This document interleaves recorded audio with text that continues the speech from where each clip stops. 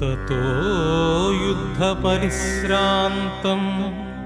समरे चिन्तया स्थितं रावणं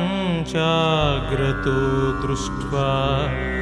युद्धाय समुपस्थितम् दैवतैश्च समागम्य द्रष्टुमभ्यागतो रणम् उपागम्य ब्रवीद्राममगोस्त्यो भगवान् ऋषिः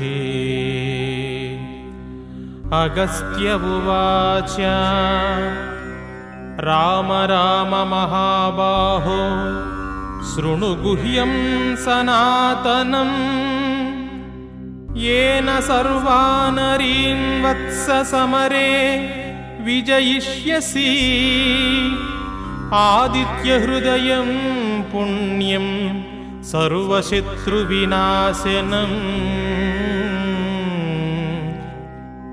जयावहं